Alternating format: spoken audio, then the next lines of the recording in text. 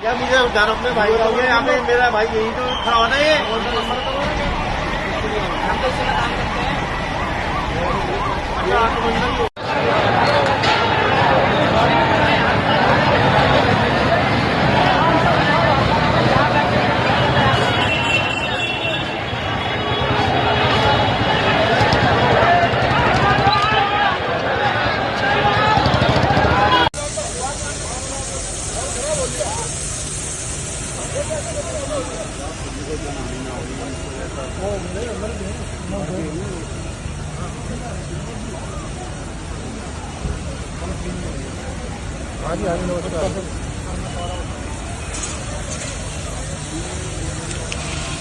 दरिंगंज की red light पर थे, वहाँ पर इतना ज़ोरदार धमाका हुआ है, वहाँ पर इतनी ज़ोरदार तेज़ आवाज़ आई कि एकदम से शॉक्ड हो गए।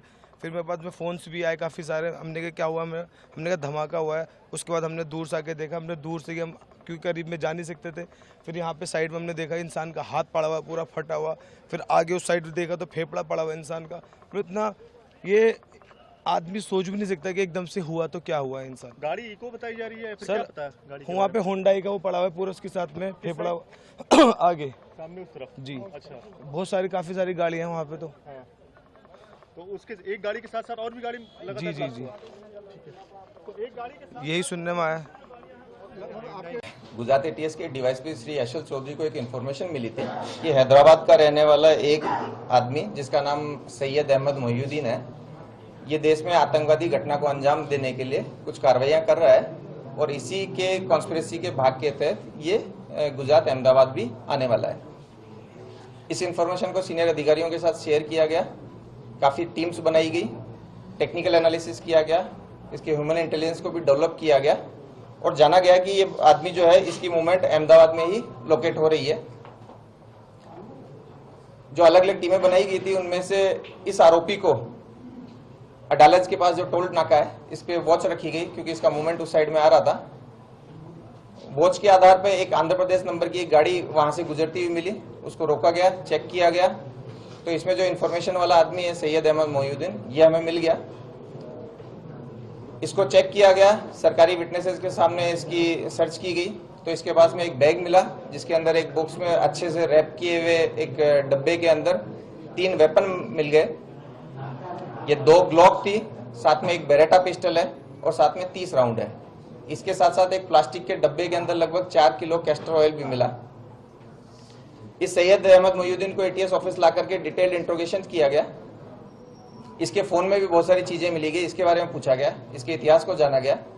तो जो डिटेल्स मिली वो ऐसी थी कि सैयद जो है वो बेसिकली लगभग 35-36 साल की उम्र का एक व्यक्ति है जिसने चाइना से एमबीबीएस किया है। ये काफी पढ़ा लिखा है, काफी रेडिकल मेंटलिटी है इसकी।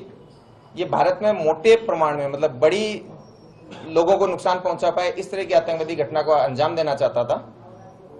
इसके लिए बहुत सारे फॉरेनर्स के कांटेक्ट में था। अभी जिस व्यक्ति के साथ इसका सबसे ज्यादा लाइव कम्युनिकेशन था वो एक अब्बू खदीजा नाम से एक टेलीग्राम आईडी थी जिसके साथ एक कांटेक्ट में था, जिसे अपना आमिर मानता था। अब्बू खदीजा जो है वो आईएसकेपी का हो सकता है, ऐसा इसका मानना है। इन्होंने मिलकर के जो राइजिन एक बहुत ही पोटेंट पॉइजन है उसको बनाने की प्रोसेस इसने स्टार्ट की थी। उसके लिए इसने रिक्वायर्ड कैस्टर सीड्स, एसीटोन्स, क्रशर्स वगैरह वगैरह जो इसको चाहिए वो इसने प्रोक्योर किए थे और वो केमिकल प्रोसेस भी चालू कर दी थी। इस पर्टिकुलर विजिट में इसको ये वेपन की डिलीवरी होनी थी। इन वेपन की डिलीवरी के बारे में जब पूछा गया तो ये कलोल के आसपास से इसको एक लोकेशन पे ये डेड ड्रॉप की तरह ये वेपन मिला था। इसके फोन को और डिटेल से देखा गया तो इसके अंदर एक सस्पेक्ट नंबर भी मिला जो कि इस कंडीशन में इसको उससे कांटेक्ट करना था कि अगर वो ये डेड ड्रॉप नहीं ले पाता है तो। इस नंबर को जब चेक किया गया तो ये नंबर यूपी से मूल इसका एसडीआर होना पाया गया और इसका मूवमेंट गुजरात में होना पाया गया। इसके लिए एक अलग से दूसरी टीम बनाई गई जिसमें DYSP Virjit Parmar, DYSP KP Patel, PI CH Panara और दूसरे हमारे पीआई पीवी देसाई वगैरह, इन सबकी एक टीम बनाई गई। इस नंबर को लोकेट करने के लिए जब भेजा गया तो ये नंबर लगभग बनासकांठा के आसपास आया। वहां के बहुत सारे होटल्स, गाड़ियां सब चेक करने के बाद में ये 2 लोग हमें वहां से मिले हैं। ये जो दोनों लोग हैं ये लखीमपुर और शामली के हैं। इन दोनों के नाम आजाद सुलेमान शेख और मोहम्मद सुहेल मोहम्मद सलीम खान है। ये दोनों दीनी पढ़ाई किए हुए हैं, काफ़ी रेडिकल हैं। ये भी बहुत सारी फॉरेन एंटिटीज़ के कांटेक्ट में हैं। इन दोनों ने मिलकर लखनऊ, दिल्ली, अहमदाबाद में कई सेंसिटिव प्लेसेज और भीड़भाड़ वाले जगहों की रेकी की है। साथ ही इन लोगों का जो मूवमेंट है वो कश्मीर में भी दिखाया है इन टेक्निकली। इन लोगों ने ये जो डिलीवरी है, जो वेपन्स की डिलीवरी है, वो हनुमानगढ़ राजस्थान, जो कि एक भारत पाकिस्तान बॉर्डर का जिला है, वहां से ये डिलीवरी ली है।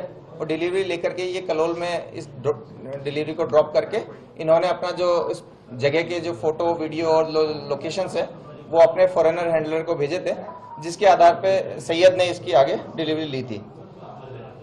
इस तरीके से गुजरात एटीएस की कंप्लीट जो टीम है उसने टेक्निकल एनालिसिस और ह्यूमन इंट के आधार पे एक अच्छा मॉड्यूल पकड़ा है, जिसमें 3 जो मुख्य आरोपी हैं उनको अभी तक हम पकड़ लिए हैं। आगे इन्होंने जो डिलीवरी ली उसका सोर्स, ये जो पॉइजन बना रहा है उसका यूज, ये जो फंडिंग कलेक्ट कर रहा है उसके बारे में वो डिटेल इंट्रोगेशंस के बाद में हम आपको बता पाएंगे। ये जो 3 लोग हैं, इनमें से पहले आरोपी को हमने अरेस्ट करके इसका रिमांड लिया है, उसका हमें 17/11 तक उसका रिमांड मिला है। दोनों दूसरे अक्यूज को भी अरेस्ट कर लिया गया है और उनको आज हम कोर्ट के सामने प्रोड्यूस करेंगे।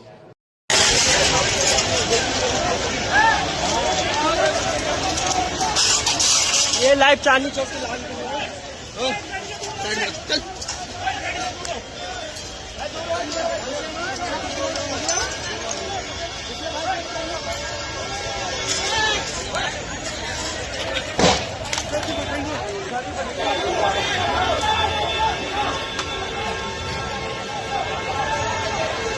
लाल किला में ब्लास्ट हो रहा है।